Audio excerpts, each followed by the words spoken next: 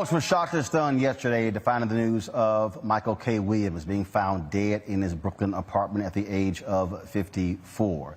Was suspected heroin overdose. Williams, of course, gained fame by playing the role of Omar Little on the show The Wire on HBO. Also on Boardwalk Empire, so many other TV shows and movies. In fact, his performance in Lovecraft Country was supposed to, and many people expect that he is going to win his first Emmy in less than 2 weeks during the Primetime Emmy Awards. Michael K. Williams was a dancer, was an artist, beloved by so many people. The tributes have been pouring in from all around the country, not only from actors and entertainers, but also from regular, ordinary people who came into contact with him, how he treated them with dignity and respect.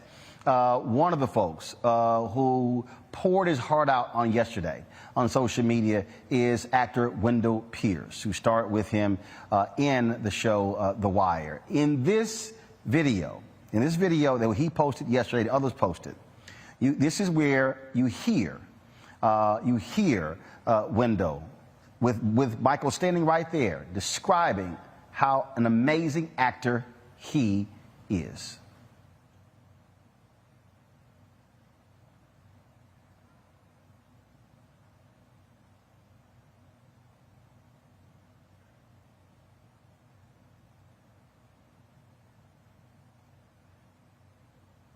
All right, folks, let me know when we actually have that interview ready, because it really was a powerful interview. Let me go to quickly to Michael Collier.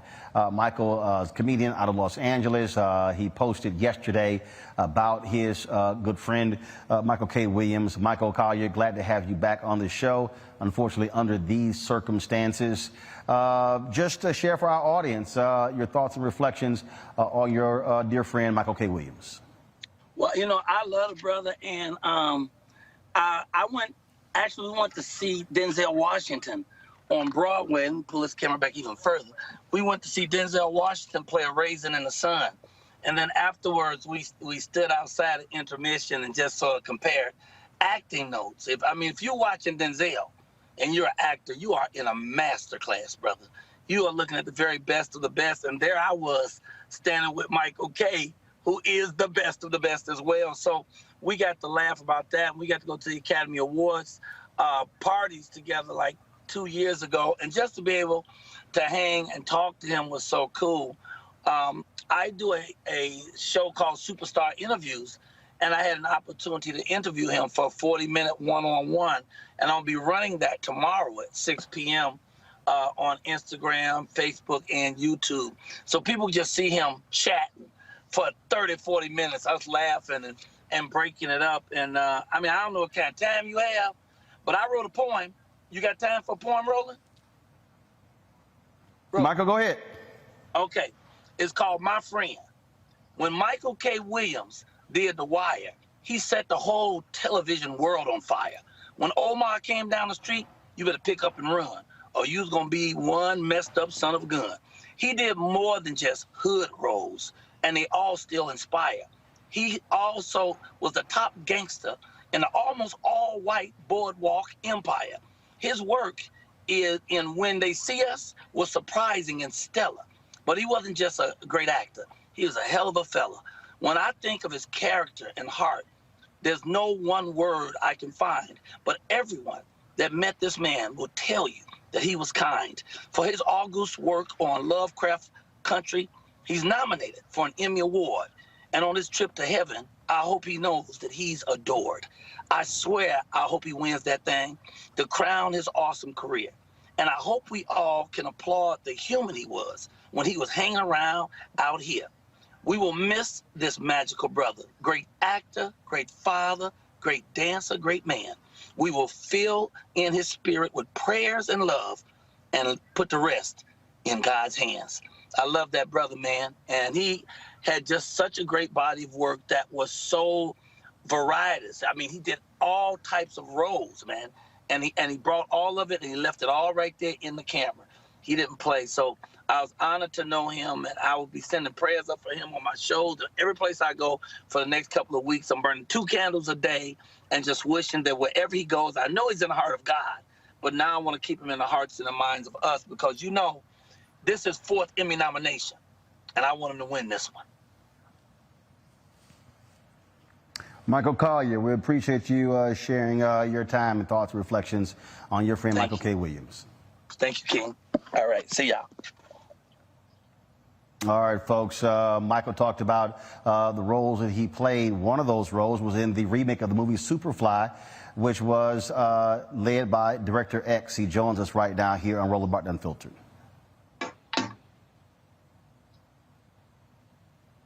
How you doing, bro? Director X, glad to have you with us, unfortunately, in this circumstance. I had an opportunity to chat with you on the red carpet when we were in Miami for the American Black Film Festival. The role that Michael played was that of a drug dealer, but also as a mentor as well. Describe for us what was it like to work with him, to direct him, to interact with him. I mean, yeah, his role, he played Scatter from the original movie. And, I mean, he's just a real artist that respects all the art forms of it. It's not, you know, some people get very caught up, and I'm an actor, and that's where they live, and I do films, and I do these things. But he had a real respect for dancers, directors from music videos, commercials, just the whole art form across the board, and really understood when you're dealing with masters, right? And he was a master himself, right? He was truly dedicated to the art form, truly appreciated all forms of art. And, you know, on set together, we build a lot in between shots and just kind of vibe. And just a good brother on his own, you know? And then as well, what he did in the community, I mean, it's a real loss. Very few people use their fame the way he did. And again, artistically was so sound when it came to the craft. He openly talked about the battles that he had with the demons of drugs. He gave an interview where he said that when he was doing The Wire, he did not want to get found out being in the tabloids. You look at several roles that he played, drugs were involved. But this was something that he was constantly fighting with bouts of sobriety. Can you talk about, again, here's this enormously talented actor who's battling substance abuse, and when he died, when I got the news yesterday, the person who I first thought of, another amazing actor, Philip Seymour Hoffman, who died at the age of 47 of an overdose. And so this was not just a personal battle for him. He was open and sharing it with people about what he was fighting against. Yeah, look, I never had a conversation with him about these things. And for me, I mean, which shows you the other side. It's cool, solid brother, you know, work together, see him out, have a vibe, run a joke, you know, and had no idea that this is what was going on. But look, there's something about being a performer and really being an actor. This is not easy. They make it look easy, right? So people are like, oh, that's just acting. No, that's not just acting. It takes real dedication to the craft, real talent and skill to become this good, to become other people. And diving into those roles and representing such vastly different characters as your profession requires you to go some places. And some people are just, they're more open to that. Again, I can't speak to what was going on with him. We never had a conversation like that. But like you said, Philip Seymour Hoffman, all these great actors, they've had these struggles, because I really believe there's a part of this that just it's an art form like no other. None other requires you to become someone else that you can believe. Everything else, all the other art forms are being yourself as much as you can. And this one just requires a different kind of depth, and everyone having their own methods of what they got to do to reach that place as a performer. And like I said, this guy really is about his life. Michael's really about this craft. So I don't know. I can only look from the outside. But I have, and I mean, and we haven't even talked about what fame means, walking outside, especially being so iconic, having people really put that on you. These are not normal experiences for the average person. So for us, trying to understand it is we just can't. We're not in those shoes. You know what I mean? But we try and understand. Here's a clip of Michael on the Tamron Hall show talking about his fight against addiction. Well before you use the drug or alcohol again, the pieces start to fall apart well before the relapse. What do you mean by that? With Wood, we see a perfect example of that. A lot of people often think that when a person puts down the drug or the alcohol, that all the problems go away. That couldn't be further from the truth. Drugs and alcohol are not the problems. They're merely symptoms of the problem. And once those things go away, the real work begins. Working on all the character defects, the moral compass, the skewed moral compass. Those are things that need to be addressed. Those are the reasons why we got high in the first place, and our inability to deal with life on life's terms. Yeah. So for me, for instance, when The Wire was coming to an end, I had no legs to stand on. I had stopped doing the work on myself, the shutting down the inner critic in my head. And, I went from being a shy, dark-skinned kid in the hood who was corny to all of a sudden, everyone is just, yo, man, I love you. Right. And I was like, the only small problem was they were calling me Omar and not Michael. And I was like, yeah, Omar, Michael, who gives a damn? It's the name, right? Right. And that was the beginnings of me losing myself, losing my identity, and in my work, and that came back to haunt me drastically toward the end. I had no legs to stand on when that show ended, because I was forced to go back and look in the mirror, and that was who wants to do that, right? You had to go back to the mirror and ask yourself who you are. Michael, it's so interesting. You have this pivotal moment that happened in your life that involved then Senator Barack Obama on the campaign trail. It was 2008. And that's actually when I just interviewed him and met him as well. I'm living in Chicago, and he's got this book and the audacity of hope and all these things. And you said that I just didn't feel worthy of meeting this man. You're in the room. You're there for a reason, but you didn't feel worthy. Why?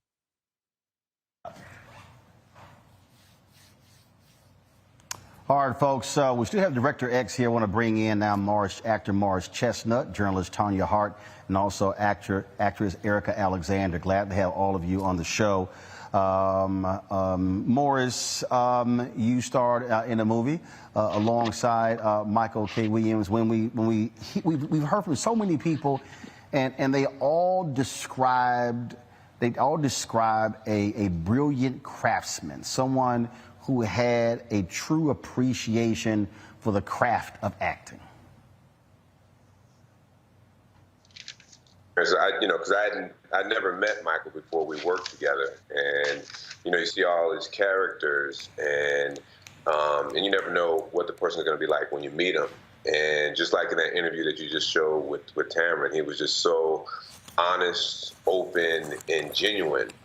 And he brought that into all of his characters, in particular the character that he played with us. But when you meet him, he was just so personable. And the director before, that was just on a second ago, said he makes it look easy. Even when I was working with him, he just did it so effortlessly and just brilliantly. And he's a brilliant talent.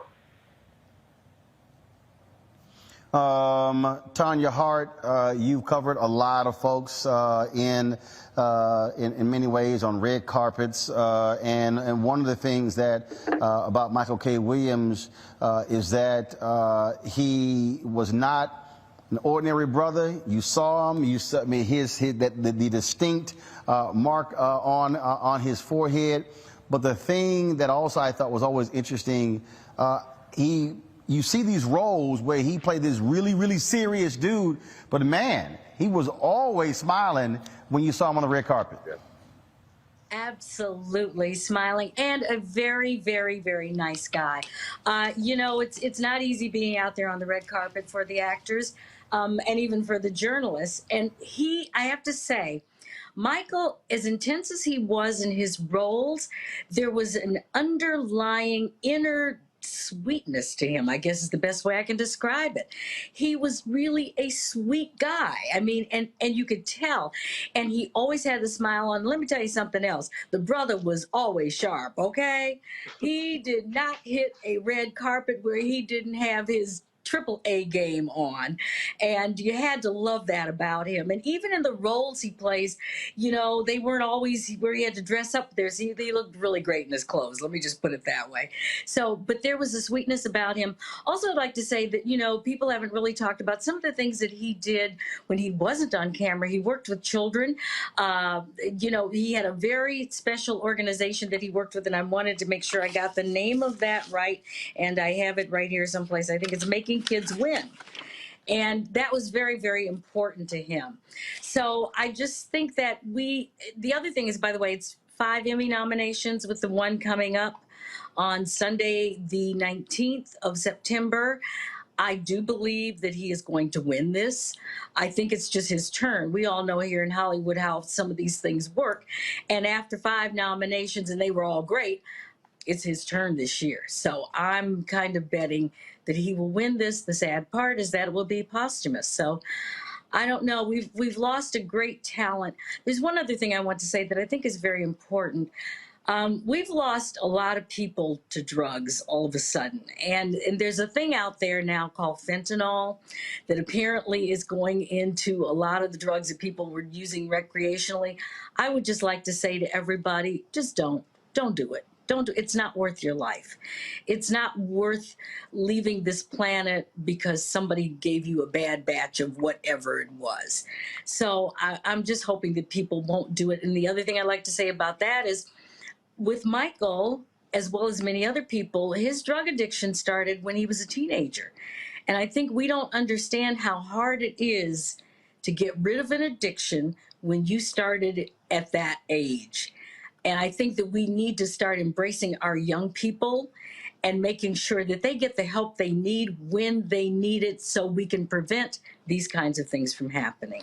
Because we love this man. We will miss him forever. I'm going to go back to, Alexander, hold tight 1 second. I'm going to go Morris and Director X. Morris, one of the things that's interesting, Michael was not the leading man, but damn, he sure stole a lot of scenes. Excuse me, yeah, without a doubt. I mean, he, you know, it was not only just his talent, but, you know, like he said, he does it so effortlessly in his roles. What he brings to those characters, he's able to steal some scenes. The brother was just masterfully, brilliantly talented, and he was such a unique talent. Like you say, you know, he had the scar on his face, and just his overall talent, you just couldn't help but be drawn into him and just watch him. He was just interesting. And to me, when you watch him, he would, like I say, it's him being genuine. He's bringing these characters to life. It goes far beyond just the scar. He was just such an interesting, unique talent. Director X, I take it, first of all, again, Trevor Jackson, he was the lead in your remake of Superfly, but sort of like, you know, their roles in the movie, it was Michael K. Williams who was playing the mentor to essentially the mentee. Oh, completely, yeah. And look, we wanted someone we wanted someone to play that role that when they came on screen, the audience said, "Yo, him." You know what I mean? And Michael, that he had that power. You're like, yo, people got excited to see him. He's really iconic. And to put those two together, and actually, again, when I think back to Superfly, I don't think so much about, I mean, they did great performances, without a doubt. But I remember there were conversations off camera, in between shots, the things they would talk about, or we would talk about. But I remember, like, when we did them talking in the car, and they hear their conversations, because they're just in there, and I have the comm on. So I hear them, right? And again, he's just a cool brother, man. and just giving him a vibe about the game, right? There's definitely some OG kind of talk on what he's dealing with and where to go, and it was great to hear that conversation with it. He's great, man, and even just to hear him talk now, and in that last interview, and what the message the fact that he was so open about what he was going through before he passed, and the attention that this can now give, and really, there's going to be some lives saved because they're going to hear what he has to say about this. So it's even in passing, he continues to do good work for the community. Erica Alexander, I want to bring you in. You posted this on Instagram. You said, he was wonderful, sensitive, kind, wicked, funny, and gracious. We got on really well. The outdoors suited him, and he marveled at it. But then things changed, and his time there ended abruptly. No words were said, just gone. It was when y'all met at Sundance. And you just talked about I love this here. You said, I knew he was not a cookie cutter cutout. No, he wasn't. Michael was unique, and he was a shapeshifter. We met at Sundance and got on immediately. I'm obviously just a very curious individual. I was so happy to meet him. At the time, he had just done The Wire and had done a very fantastic job of it. But inside of that dynamic, we're in a natural setting. Many people who are city people are outside of, the buildings and all the things that can clutter your mind or the conversation. And we're just walking and talking and sleeping and having, communing inside of a very organic space. And he was wonderful. And he was just looking at everything with such wonder. It was like he was a child, and he wanted to drink out of the stream that was going down, and everybody was trying to convince him that it wasn't purified. He said, I just need to get a cup. I just need to get a cup and drink out of that, and, that type of thing. But I knew he had some issues there, and they ended up letting him go and asking him to leave because he wasn't making his calls. Obviously, it's not the first time that an actor could do that, and there could be many reasons why. Just over the years, I found out that the things that were complicating his career in that way. And he wouldn't let that on. It was not like you knew it. He had so much natural talent, and he was so remarkable. He had devastating looks. He had a vulnerability and charisma and a power in his performances that is unmatched, because all he had to do was show up. He didn't have to do much of anything. He was in his DNA. The fact that he was able to, I think, fight against being typecast, because people see dark skin and they see that sort of smoldering look, and they wanted to just always put him in the villain and or the dark roles. But he was pure light, and that's how I'll always remember him. And I was glad we had that time together. Of course, we knew each other over the years. But to me, that first meeting with him in that space was his more natural space, and I'm glad I got to meet him there. Morris, final comment from you before I let you go. Then I'm going to go to Director X here. Last year, when some video came out and Chadwick Boseman had lost a lot of weight, he and I had texted back and forth. And this is what he said: as an artist and a human, I share my feelings with you, but in the public realm, I can't explain myself. That takes away from the art and the way of the artist. I would rather be misunderstood than go explaining away the reasons for my actions. You will see it on the screen. There's just a certain code that you live by when you do this for real. People don't understand our craft or our way of life. Both things feed each other. And although people are shocked and saddened and stunned by his death at the age of 54, he would have been 55 on November 22nd, the fact that he is remembered for these absolutely iconic roles, and some will say two of the greatest roles in the 21st century of television. That right there, I think, also says a lot about his immense talent. Without a doubt. You know, it's hard for people think, of course, they think acting's easy, but it's hard to have one iconic role, you know, and he's had, I think he's had several, more. I think he's had about 3 or 4 at least.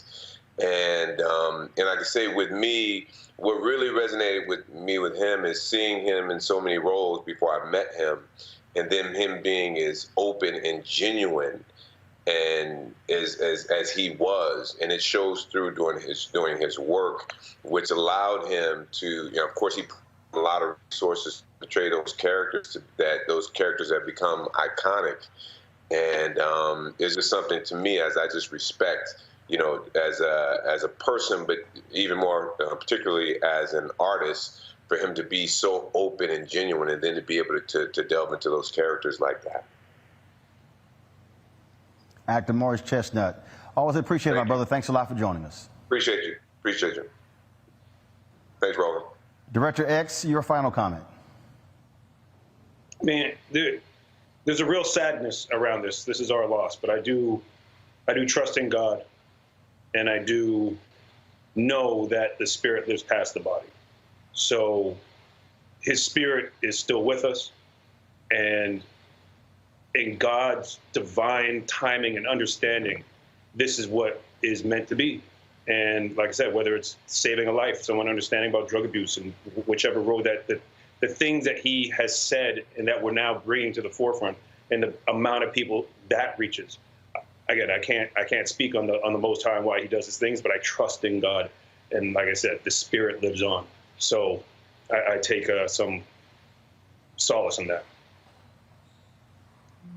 Director X, we surely appreciate it. Thanks a lot for sharing your thoughts in this celebration of the life and legacy of Michael K. Williams. Peace, brother. Thanks for having me. Eric and Tanya, hold tight 1 second. As I said earlier, I was Wendell Pierce, who starred in The Wire with Michael K. Williams, placed an extraordinary number of tweets on social media about their relationship. I did catch up with Wendell. Wendell was actually, he's actually in Greece, and he's actually shooting there, was unable to join us. But this video here circulated a lot yesterday, and where he really encapsulated how amazing of an actor Michael K. Williams really was. You know, my real life and Omar's fictional life, but I had to, you know, I learned now how to separate the fictional world from my real life. But the line got a little gray because I was a little green in the early process of that. Well, he may say that he was green, but Michael has contributed 2 of the most iconic characters in the history of American television, with Omar and with Chalky White. What we are actually getting to witness in his young career, we're going to see a lot more, is like one of the great American actors, giving voice and giving flesh to characters that most people would have never given the same humanity to, of opening a window to a world of men that we pass by or don't know about. It's one of the most innovative portrayals on television in our generation, and it was an honor for me to even share the screen with him. One of the greatest moments I've ever had in my career was the scenes that I did with Michael. He's a very special man, very special artist, and what art is to the community, thoughts are to the individual. It's the place where we reflect on who we are, and he has opened up a window of reflection to people who may pass people on the corner that they would have never given humanity to, that he has made people think twice and give humanity to these men. And that's classic American television history right there, Michael K. Williams. Lance Reddick, who also starred in The Wire, posted this video on social media remembering Michael K. Williams. Hi, everybody. I got off a long long international flight several hours ago.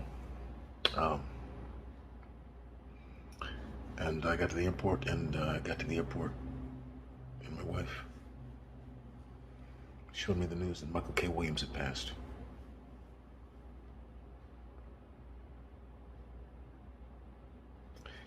And I just felt that I wanted to say something.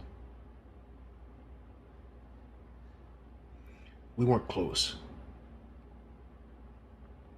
I hadn't really spoken to Michael in years. I saw him at an event last year. But we didn't really get a chance to talk. And in the coming days, people are going to talk a lot about his award nominations and the incredible roles that he played, not the least of which is The Wire, which was so incredibly groundbreaking on so many different levels in terms of representation. But I remember we were at a bar one night, just the two of us talking, having a drink. He was telling about how he got started in the industry as a dancer. Told me about meeting Felicia Snoop, and how he introduced her to Ed Burns and David Simon. And whenever I needed help, advice, career stuff, particularly back then, he'd always help. He introduced me to his manager. He introduced me to his, when I needed help, he introduced me to his publicist. He was that guy. So, while everybody else talks about what a great actor he was, I just want to say from my experience, he was one of the kindest, gentlest, most genuine, giving and courageous souls I've ever met.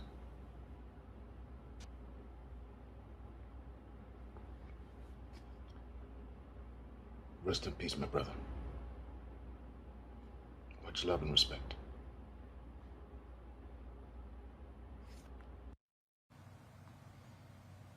All right, folks, we are joined by a couple of more guests. We still have Tanya Hart, Erica Alexander. We're joined by Dr. Greg Carr, Department of Afro-American Studies at Howard University, professor there, and also we have actor Flex. Glad to have all of you. Flex, I want to start with you. We've talked about his acting. You knew Michael from dancing. Yes.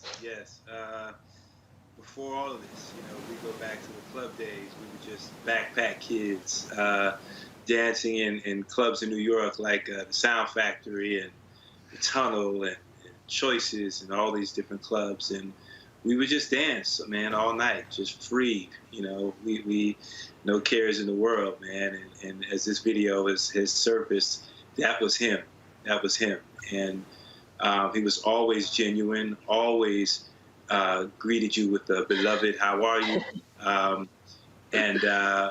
He actually was very close with my older brother, who also fought addiction. And I think they found a common ground in that and tried to help each other through NA at times. And it was a constant struggle. And I remember posting something about my brother. I was having a rough day thinking about him around the anniversary of his death, and he called me up. It was just like, yo, man, your brother was, he was no joke, yo. Your brother could dance. Your brother could boost. And boosting from New York means steal clothes. But that was him, man. He just out of the blue called me, and that lifted me up. And that's who he was. And this is tremendously hard, for everyone, I'm sure, but, definitely for me because, just coming up the way we did and me being a dancer and transitioning into acting. And I remember seeing him on The Wire, and I'm just like, yo, he was just amazing, man, amazing. This is truly, truly, truly sad. Tanya Hart, earlier you were talking about Michael and his attitude. We crossed paths a few times. It was last year, though, at the 2020 ABF Honors in Los Angeles, where we actually got a chance to talk, got a chance to exchange numbers. And one of the things that was really interesting as we sort of had this mutual appreciation of one another, he kept talking about, man, I really like your spirit. I really like your spirit, your vibe. And he was very much to the point that Erica, I want Erica to speak to this as well, he was very much about connecting with people that way. I meet a lot of entertainers, but the conversation with him was a different type of conversation, Tanya. Well, it was, and that's what I was trying to explain to people on the red carpet, which is where I met him often. And the thing about him, too, he always made sure if he saw black press out there, he would make sure that he went to talk to the black press. And we can really appreciate that because, you know, Roland, you really know everybody doesn't do that, especially when you've reached the stature that in the business that he has. But he would always make sure that he talked to the press because, you know, he understood who really helped his career along. It's always the black press. We always know about folks like Michael before the general public knows who Michael is. They may know he's that great guy. You know, I saw that guy on TV the other day. I don't know who he is. We knew who he was. We knew where he came from. We knew how important his talent was. And we would give that out to people, and he would give it back to us. And I truly appreciate him for that. I just, again, it's going to be interesting. You know, the Emmys are going to be virtual, sort of. They're doing a virtual and in-person thing this year as well. Most of us in the press will be virtual. A few of us will be there. But it will be interesting to see the kind of tribute that people pay to him, because even a lot of people who didn't give him his propers when he was here, you know, they're going to come out and do that now because it was so well deserved and they knew it was deserved. And it's sometimes a shame that this has to happen before people realize how important, because he was truly an important and a gifted talent, but he was important, I think, to black people. Because as many of the folks here have said, he showed a certain humanity and humility and vulnerability on the screen that we don't often get. And he also allowed us to tell our story in our own words. That's really what Michael K. Williams did. He told our story in our words. And I appreciate and love him for that. Erica, that point about spirits connecting, the vibe that he had, I saw somebody, and it was just a random person who said they happened to be at a party. This person was a poet. They felt out of place. They sat in a corner, and Michael came over and began to talk to that person and said, well, what do you do? The person said they were a poet, and he said, well, I want to hear some of your stuff. And this person said they were just shocked that here they were at a party and he was spending that amount of time with them and said, hey, I want to hear your stuff. He was a very giving spirit, and he would get intimate with you very quickly. Something that actors have to do immediately is meet somebody and then make love to them. He did that every day. He did that as a matter of course. That's who he was. And it can't be, again, quantified, the amount of charisma and power that he carried. But that was also a way of him tapping into his source. And he understood that. You had people like Lance Reddick and Wendell Pierce. And these are actors I've worked with and I know. And I feel like I've gotten intimate with without having any relationships like that, you know, in the typical way. Very, very quickly, because I played Lance Reddick's wife, and Wendell Pierce and I have performed together, and we grew up together, a lot of us. I see Flex here and think about how young he was when he was on the radar. And it's just totally right what Tanya's saying about how the black press recognizes you before anybody else does. And they sing your praises and they lift you up. And often that's probably the only sort of support you'll get. But I just want to say right here, right now, is that we know each other in this very small industry. And if you last any length of time, it's because you've connected intimately with people and we've supported each other. And it's heartbreaking to keep losing all these powerful talents. African American, 13%, are the most powerful culture makers in world history. And I think we've been burdened with a unique, mission to teach us how to be human, whether it's through music, acting, through sports, through achievement. And we need help. I was speaking to the NAACP Hollywood Bureau. It's now run by Kyle Bowser. And they were asking how they could be more advocates and or activists for actors. And I said, we need help. There are many people who live in poverty and who are suffering from addiction way before they get into showbiz. And showbiz can exacerbate those things. So we need to talk about that too. If his life means anything, it means talking about the things that made him successful and the thing that ultimately destroyed the length of his life. Never his talent, never his light, but how long he should be here and be contributing and participating. And this is something that is not about actors being, they often call us, oh, we're brats, we're this, we're overpaid. We're people. And again, often are carrying huge amounts of responsibility and accountability that people don't understand. And actors don't get those types of conversations around them. It's often musicians. So I just want to say right now that we need to talk about that. And there are people who come in with these addictions, as it was said earlier, and they need help making the transition to not only support their family and their career and the representation and all the things that come with it, but also to banish and exercise the things that can take them down. And we've had too many people go down, not to be very honest about where we are right now. It's a crisis thing. It's a crisis in our neighborhoods, our communities, in our homes, and it's a crisis on stage, screen, and every place else. Erica Alexander, Tanya Hart, I thank both of you for joining us. Flex, give us your final thoughts on your longtime friend and colleague, Michael K. Williams. He definitely was an inspiration. I just think, to echo what Erica said, we have to check on each other. We have to, I've seen it up close. I've seen addiction up close between my brother, like I said, whom he was friends with, my brother Dwayne, between my mom with a cocaine addiction and another brother with crack addiction.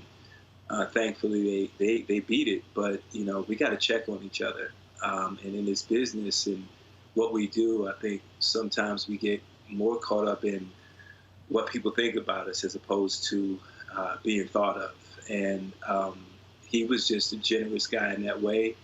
And I loved him, man. And I tell you, I was out of town this last weekend, and he was on my mind to just reach out to, but you go through life and you're busy, and I'm just like, oh, he's probably too busy, and I regret that I didn't.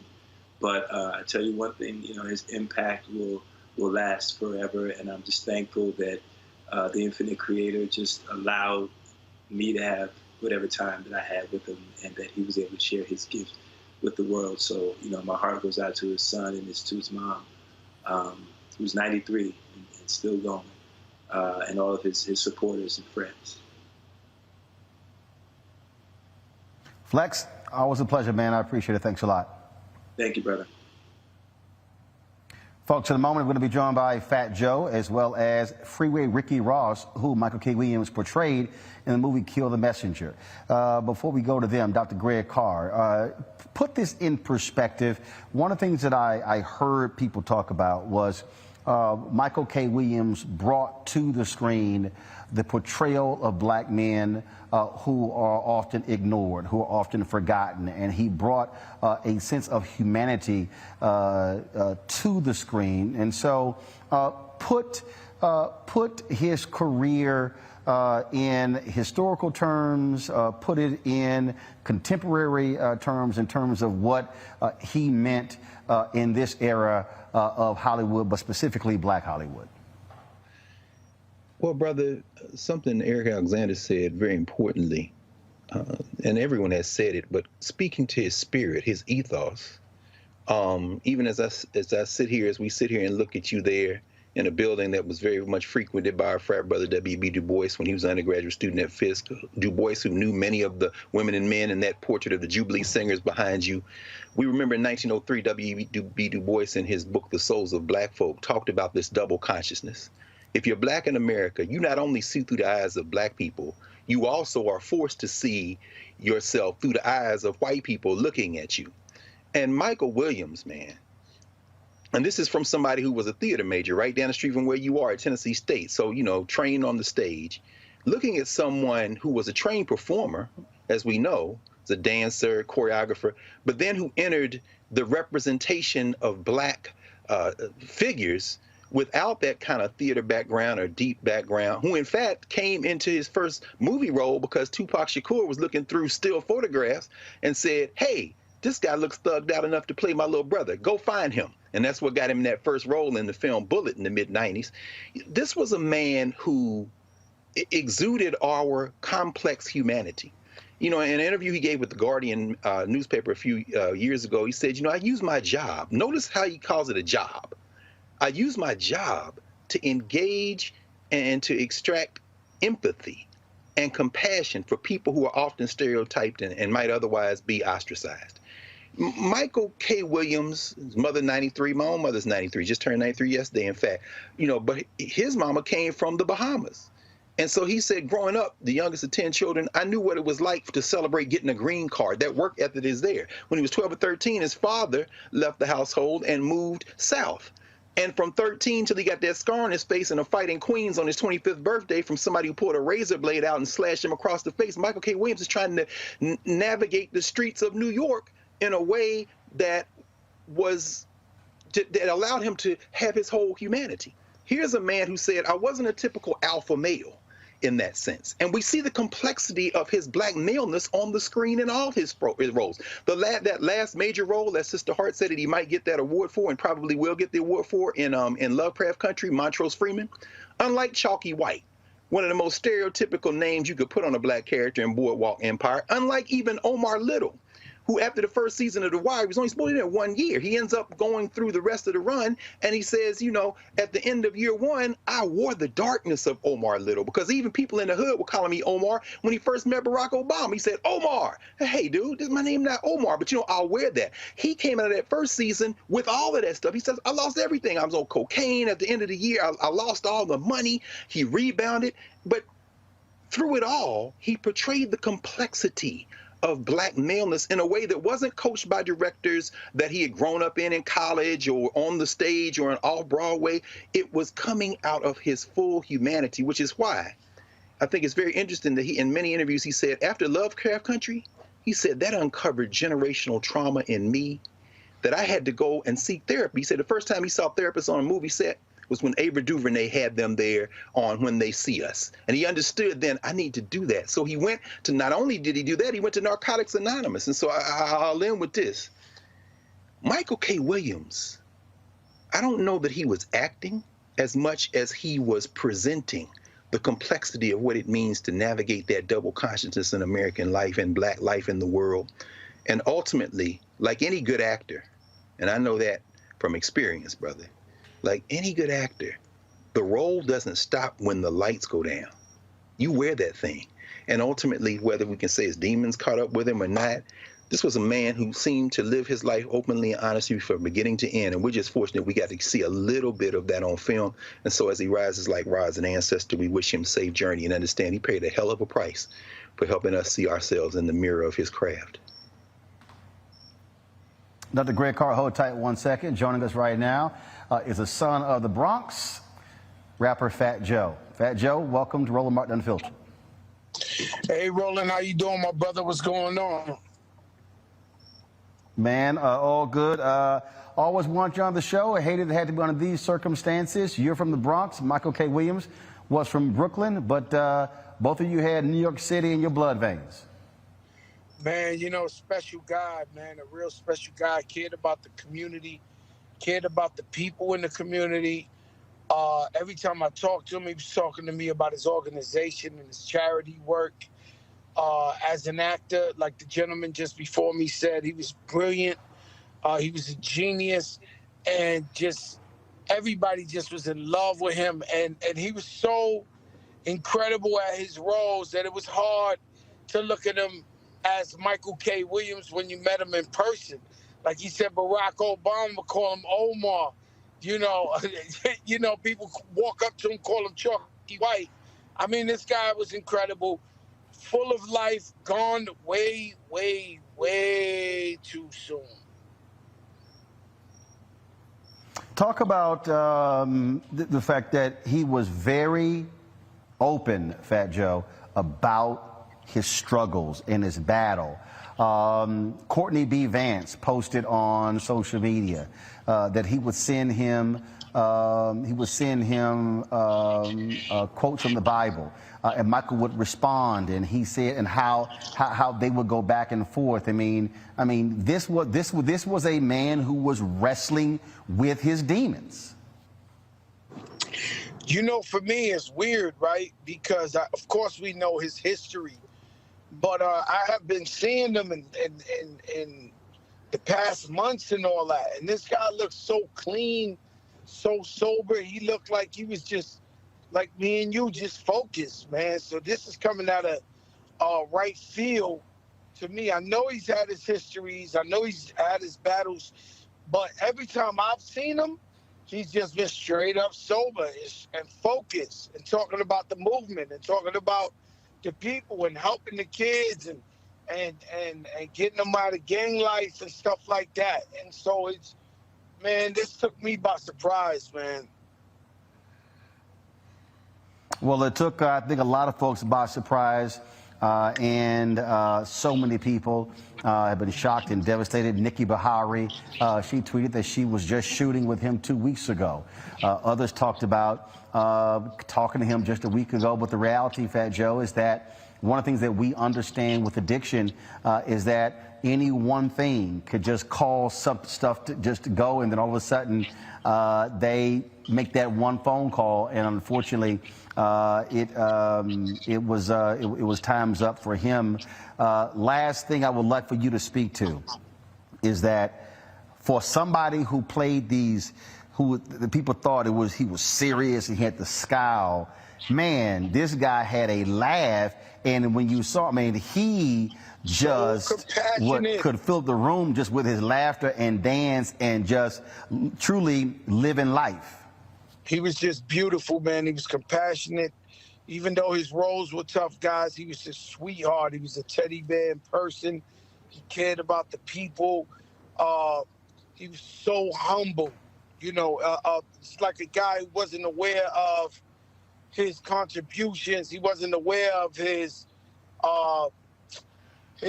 paving the ground and everything. You know, this guy, man, he was a special guy. And he was somebody that was accessible to the people, you know, and always there for the people and always fighting for the people, man. He's going to be really, really, really, really, really, really missed. God bless this brother, man. And he should be as a major inspiration, because we all know that addiction is really an illness, and it's so strong that the smartest people, the greatest people in the world, fall to it. You know, so God bless Michael. We'll forever lift up his voice and represent him to the fullest, man. But God bless him, his family, everybody who's been affected by his death. Fat Joe, I appreciate it, my brother. Thanks a lot. Thank you, Roland. God bless. Yes, sir. Jasmine Koenig, who is a journalist out of Los Angeles, she tweeted this a couple of hours ago. She asked me to share this with you. Compton Council member Michelle Chambers and sister of actor Michael K. Williams released the following statement on the death of her brother. Our family has been shaken to the core of the loss of our Mike. Thank you to everyone who contacted us, flooded us with love, and more importantly, prayers. I will miss my brother, my best friend and birthday partner in this realm, but I know he will continue to watch over me and our family in heaven as he did on earth. As I said, when you look at the various tributes that have been pouring in, one of his dear friends, actress Tasha Smith, also director, she has been just posting a number of different things. They were extremely close. She and I had an opportunity to chat via text on yesterday. You see that about 6 different posts that she posted. The first one, words cannot express the pain I feel in my heart. We laughed, we cried, we prayed, love you forever, my friend. Then she said that she had another one, no one made me laugh harder than Michael, I'm numb. We loved listening and dancing. And so you have all of, then she also posted another one.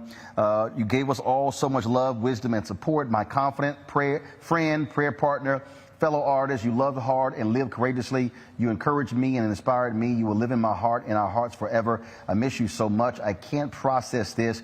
I know you're with the Lord, resting easy, at peace, but damn, this hurts. That was actress, as well as director Tasha Smith sharing her thoughts about her friend Michael K. Williams, who died yesterday at the age of 54. It was in June when Michael K. Williams took the stage at the BET Awards for their tribute to DMX, and he certainly embodied X with this performance. I said I'm slipping, I'm falling, I can't get up. Let my soul rest and take my breath.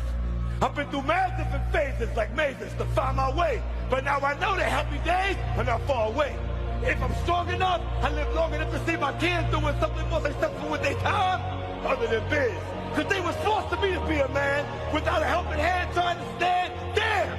I said I'm slipping, I'm falling, I got to get up, get back on my feet so I can tear it up. Just cause I love my I shed blood with all my let us holler, real man. All I wanna hear is right here, man.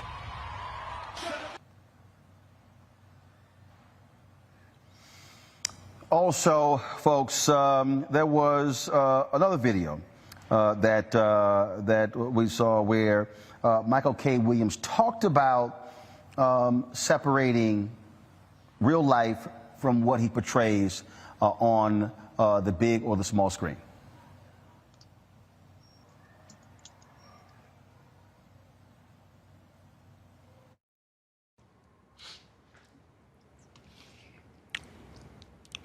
You think I'm being typecast? I don't know. Think this cat is typecast? Actually, I want to do this here. So actually, there's a longer video. That video was actually, it was called Typecast. It was put out by The Atlantic as well as HBO. And so what I want to do is I want to play the full video. It should be a 2-minute and 23-second video. So if y'all have that video ready, now go ahead and play it.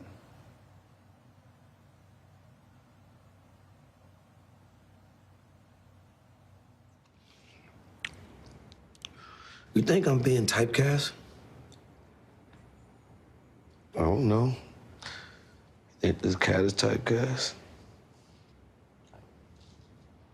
It's a fucking cat, you know? Ain't got much choice. What if he moved to a new neighborhood? You know, hung out with the poodle crowd, did poodle things, you know, become a poodle. Still be a cat, you know? But what if he convinced himself that he was a poodle and everyone else that he was a poodle? Wouldn't that make him a poodle? That's a good point. I mean, weird as shit, but that's a good point. And this whole metaphor is bullshit, yo. You hear me? You think everybody don't got a role to play, huh? You think a white boy could have played Omar? You think you could play a president? I could. And I think we've seen the last black president for a while. I'm just saying. I think you're gonna always be playing some version of Mike. Gangster Mike, old-timer gangster Mike, southern gangster Mike. But I'm not a gangster. Everyone that knows me knows that. Self-denying gangster Mike. Look, I picked these roles. I made this path for myself. Did you? Yeah, did you? Or did they choose you? You think we would be doing what we're doing if we had a choice? Huh? Face it, man. Look, we from a certain type of people that come from a type of place that look a type of way. You know what that make us? Black. Typecast. If I were typecast, I'd be in jail or dead. But I'm here. I got out. Got myself out. You sure about that?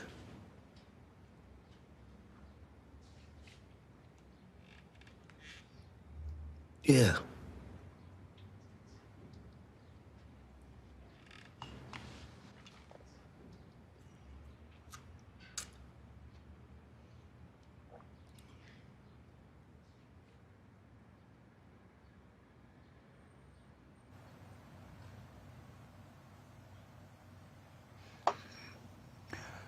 Greg Carr, that was a video that was done, like I said, for The Atlantic and HBO. And, man, that's a whole lot to unpack in that 2-minute and 23-second video.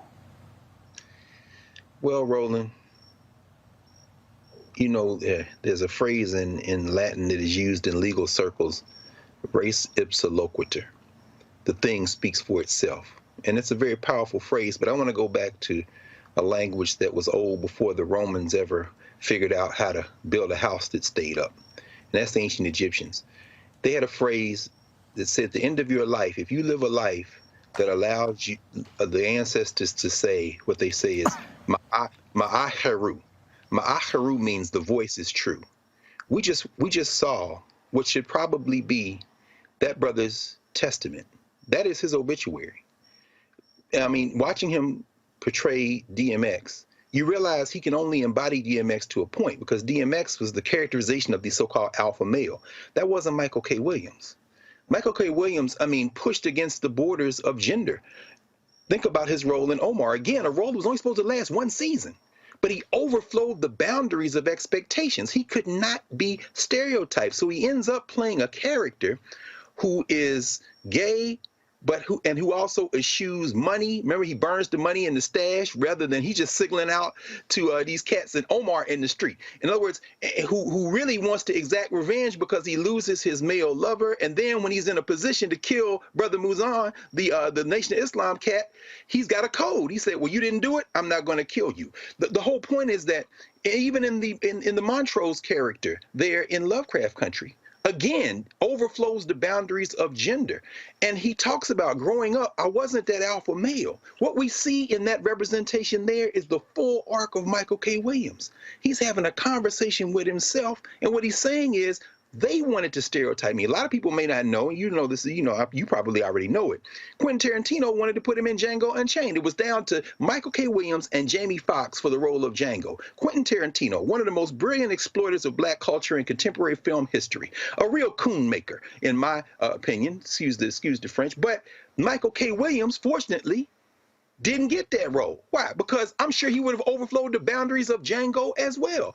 And I'm saying all that to say that even as there were attempts to stereotype him, up to and including, I don't know if you, some of y'all may not be familiar with the series that's on Vice, Black Market.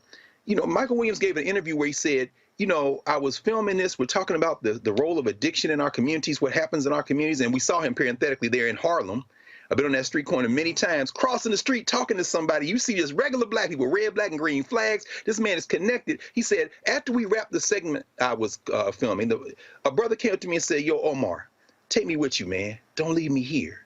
And Michael K. Williams said, in listening to that brother, I wanted to help him, but there was nothing I could do in that moment. And within a few months, both he and his grandmother had died. But when we see that characterization right there, you sure about that? And you see his tears well up in his eyes. That wasn't acting, brother. And this thing that overpowers so many of us in this life looks like it came up and overpowered Michael K. Williams.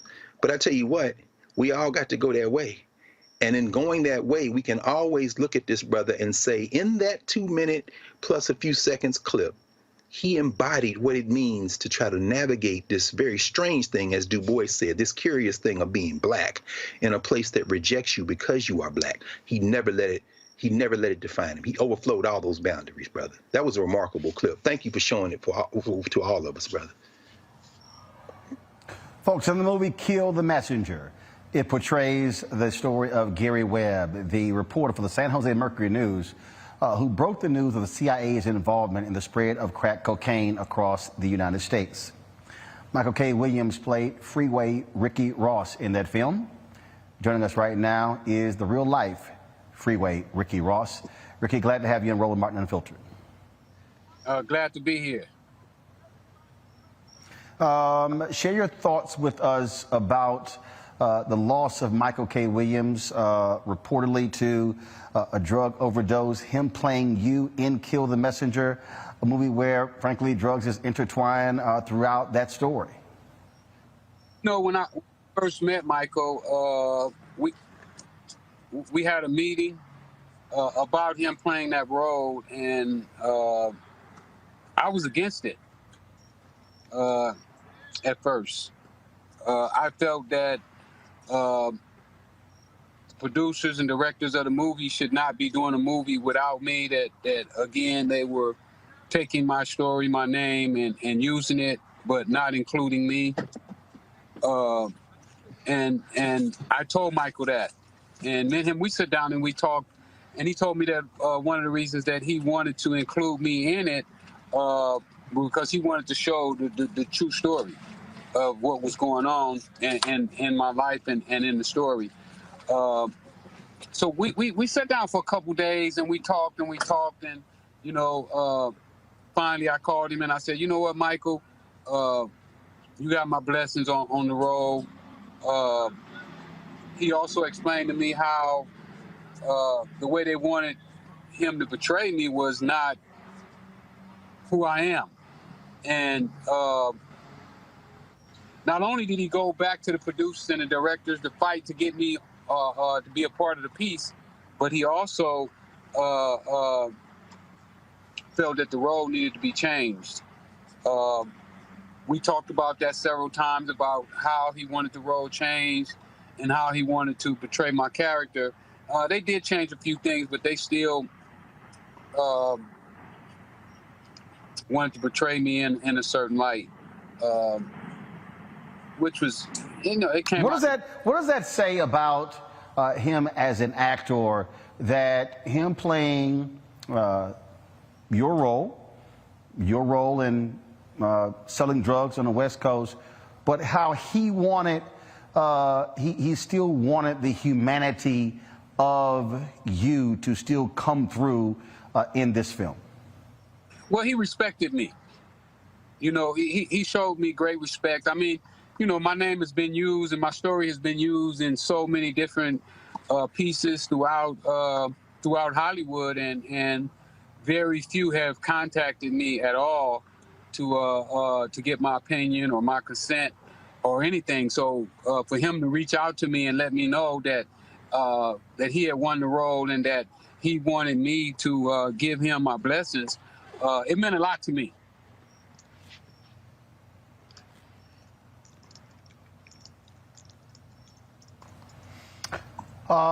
It is, so many people have been impacted and shocked and saddened with the story of his passing.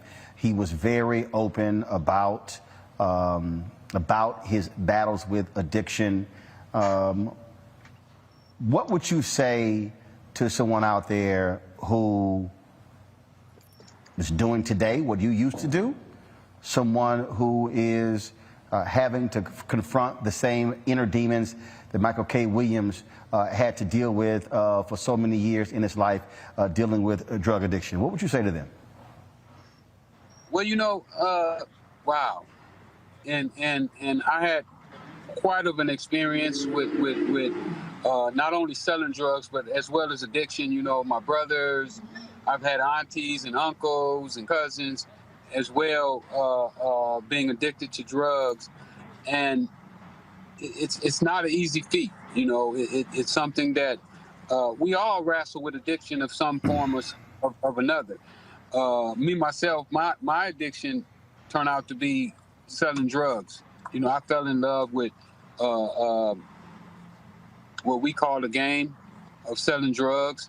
And I understood that my addiction could have been just as great as somebody who was using drugs. But we have to really, you know, look down in our souls and in our spirits to ask ourselves, is it worth us making our life a little better at the expense of somebody else's? And that's really the way that I was able to kick my addiction, because I understood that, yeah, my family lived a better life, but there were so many others, hundreds and thousands of others, who had to suffer for me to have that better life. Freeway Ricky Ross, we certainly appreciate you joining us to share your thoughts and reflection on the life, legacy, and the passing of actor Michael K. Williams. And I thank you for having me on to let me share in my short story. You know, me and him, we had a short time together. You know, I can't say we were necessarily friends, but we were definitely acquaintance. We did a couple premieres together for the movie, and every time, you know, it was always brotherly love, and I did have a lot of respect for the brother, and I was hoping that for my movie that we're working on right now, that he had a shot at playing that role. And I know that he wanted to play that role because he wanted to really show my character in the true light that I really lived in, and that I continue to live in today. And I think the brother will be greatly missed. We lost another great one, and I send my condolences to his family. Ricky Ross, we appreciate it, man. Thanks a lot. Thank you. Of course, I want to read, this is the tweet that actor Courtney B. Vance, I referenced it earlier, sent out today, actually yesterday, and this is what it says. Michael worked hard in his work and throughout his life. He shared with us all how hard he tried to achieve sustained sobriety. I know Michael, the man, would want his life to serve as an important teachable lesson for anyone who is in the midst of the very real struggle against addiction. As difficult as this moment is for us all, Michael has found peace. He was a giant of a man. Only my faith sustains me in times like these, and Michael loved the Lord. I sent him our scriptures every day, and he responded every day, Jesus. Michael, you will always be remembered by so many for your gifts as an actor, but even more importantly, you will be remembered for being an amazing, kind man. I love you, my brother. Rest in peace. Actor Courtney B. Vance. Folks, we're going to close out this tribute, if you will, to actor Michael K. Williams, as I said, who died yesterday at the age of 54. His body was found at his dining room table at his apartment in Brooklyn, with him reciting a poem. And we'll end the show on this note. And we appreciate all of you and everyone who joined us today for sharing their thoughts and reflections on the loss of actor Michael K. Williams, again dead at the age of 54. I'll see you tomorrow here at Fisk University on Roland Unfiltered and the Black Star Network. I don't know who wrote this, but I thought I would share it with y'all. We fell asleep in one world and woke up in another. Suddenly, Disney is out of magic, Paris is no longer romantic, New York doesn't stand up anymore, the Chinese wall is no longer a fortress, and Mecca is empty. Hugs and kisses suddenly become weapons, and not visiting parents and friends becomes an act of love. Suddenly, we realize that power, beauty, and money are worthless and can't get us the very thing we're fighting for, oxygen. The world continues its life, and it's beautiful. It only puts humans in cages. I think it's sending us a message. We are not necessary. The air, earth, water, and sky without us are just fine. When we come back, remember that we are guests and not its masters.